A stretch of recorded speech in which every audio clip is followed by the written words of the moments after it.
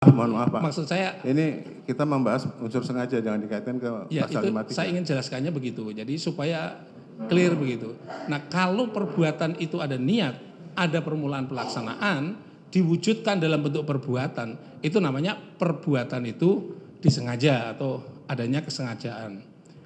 Karena niat itu ada di kandung batin orang yang kalau diwujudkan dalam bentuk perbuatan akan memberi arahan terhadap satu perbuatan yang dituju gitu ya.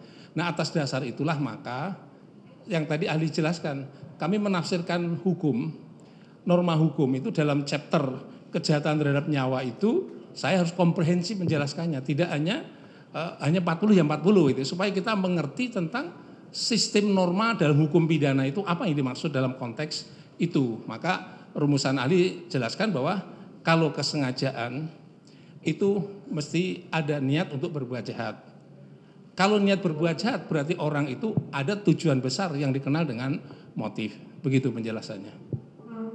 Kalau seandainya Pak, ini Pak, ada suatu peristiwa pembunuhan, Ya. tapi tidak tergambar, tidak bisa dibuktikan motifnya, tapi sudah terbukti perbuatannya. Apakah orang ini akan dibebaskan begitu saja kalau memang sesuai dengan pendapat Bapak? Itu kalau tidak tergambarkan motif berarti tidak ada kesengajaan gitu ya. Ini ahli tadi sudah menjelaskan, kalau tidak tergambar motifnya apa, nggak mungkin orang berbuat dengan target nyawa orang lain. Maksud ahli adalah karena ada target nyawa dan dia dilakukan dengan sengaja, sikap batinnya adalah jahat, niat jahat. Kalau sikap niat jahat pasti dalamnya ada motif gitu ya. Maka tidak pernah ada orang berbuat jahat secara sengaja, apalagi direncanakan tanpa adanya motif gitu. Kembali kepada kesengajaan tadi Pak, Ya. kita kan mengenal adanya 3 bentuk kesengajaan. Ya. Itu kan hanya 3 itu saja Pak.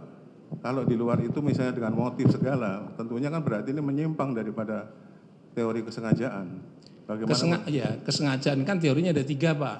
Yang pertama teori kehendak, yang kedua teori pengetahuan, yang ketiga adalah teori gabungan antara kehendak dan pengetahuan. Ya.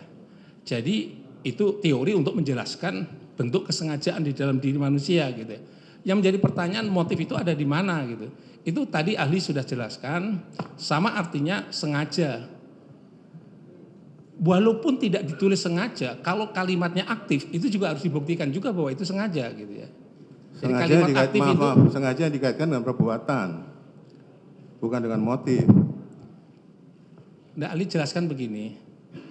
Jadi saya ingin jelaskan ya, untuk memahami sebuah perbuatan pidana itu ada 3 hal yang harus dibuktikan atau sebut saja dibuktikan dalam satu proses penyidikan. Ya.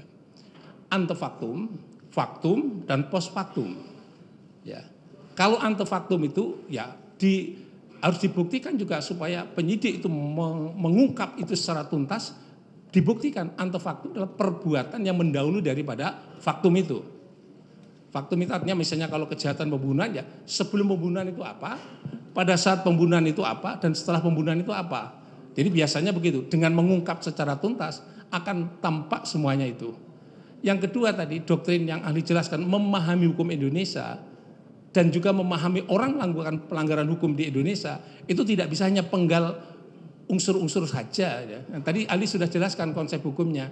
Unsur-unsur itu dalam undang-undang, disebutkan dalam undang-undang. Di balik unsur itu ada namanya hukum pidana atau lebih lengkapnya adalah norma hukum pidana. Di atas norma hukum itu pidana terikat asas, di atas asas terikat dengan nilai. Jadi menegakkan hukum bukan menegakkan teks undang-undang, tapi menegakkan hukum plus asas plus nilai. Itulah yang diperintahkan oleh Undang-Undang Dasar 45. Hakim menjalani kekuasaan, menegakkan hukum dan keadilan gitu.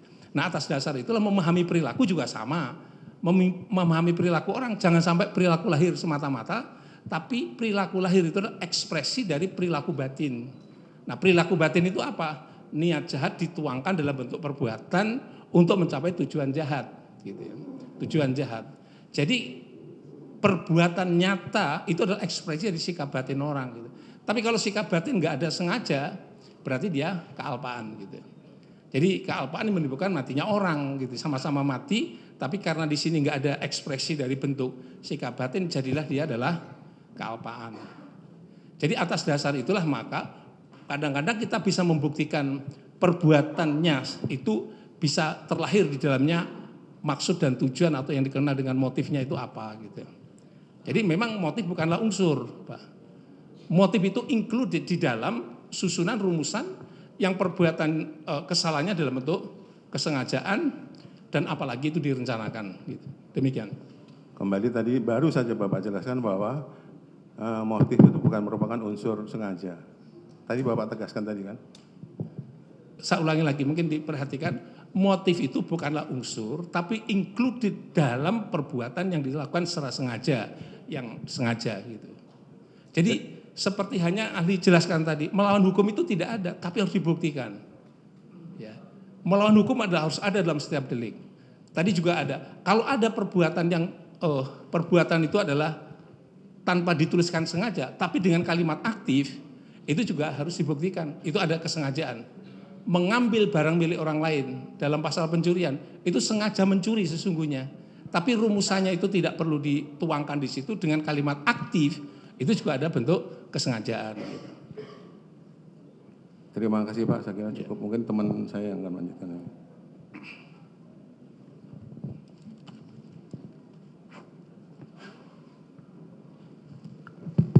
Saudara ahli, saya lanjutkan.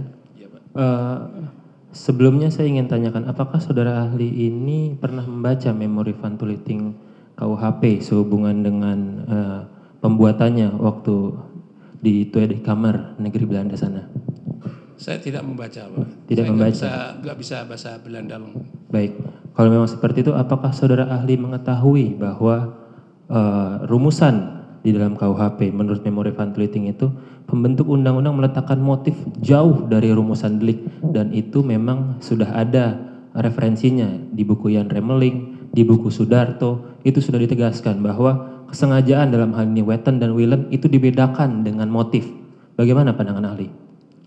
Baik, ahli jelaskan begini, memahami hukum Indonesia sekarang, sumbernya KUHP, pikiran dan otak dan perasaan kita tidak masuk dalam dunianya orang Belanda.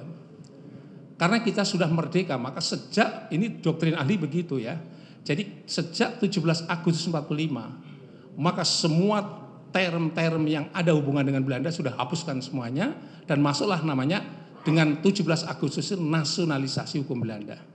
Ketika kita sudah punya Undang-Undang Dasar 45, kita punya Pancasila, maka memahami semua undang-undang harus dalam konteks Republik Indonesia, pikiran Indonesia, perasaan Indonesia, filsafat hukum Indonesia, asas Indonesia. Ini harus dinasionalisasi menjadi hukum nasional. Jadi kalau kemudian kita memahami itu masih dalam konteks Belanda, menurut ahli saya tidak sependapat itu. Gitu. Baik, kalau misalnya, sebentar, kalau ada misalnya yang berpendapat itu silahkan. Gitu. Maka kalau ditanya ahli, bagaimana memahami pasal 340? Ya, 340 harus konteks perkembangan hukum di Indonesia yang sudah mendasarkan Undang-Undang 45, yang sudah mendasarkan pada jurisprudensi dan sebagainya dalam konteks pikiran hukum Indonesia. Sekarang pun harus dipahami dalam konteks perubahan Undang-Undang Dasar 45. Itu pendapat ahli demikian. Baik, kalau memang seperti itu apakah ada landasan teori atau referensi yang ahli gunakan bahwa motif itu juga masuk dalam pasal 340 itu? Karena tadi Anda juga menyebutkan masalah jurisprudensi. Apakah bisa ada Anda sampaikan Ya. dasar hukumnya? Saya sudah mengkaji bagian-bagian di dalamnya terhadap praktek-praktek yang selama ini. Kadang-kadang saya sebagai ahli di sidang pengadilan, kadang-kadang pula sebagai pengkaji secara hukum, ya, secara hukum. Nah, kesimpulan yang saya ahli sampaikan itu tadi ketika pertanyaan dari penasihat hukum saya ahli jelaskan, kasus di Yogyakarta itu sama dua-duanya itu ya, sama-sama mencuri gitu.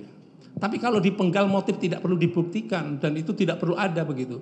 Orang mencuri untuk kepentingan biaya pengobatan rumah sakit untuk ngambil obat dengan orang mencuri untuk judi dan judi dan minuman keras, dipenggal dari situ, maka perbuatannya sama gitu ya. Baik. Nah, dengan saya jelaskan lebih dulu. Ini karena buat pengajar saya sebagai orang pidana itu penting. Sehingga dengan demikian memahami perbuatan adalah ekspresi dari perbuatan batin lahir dengan tujuan tertentu. Nah, kalau tujuan tertentu yang tadi kebetulan itu motif itu ada di luar, ada setelah melakukan perbuatan, maka kalau dipenggal di situ, kita itu menegakkan undang-undang. Ya.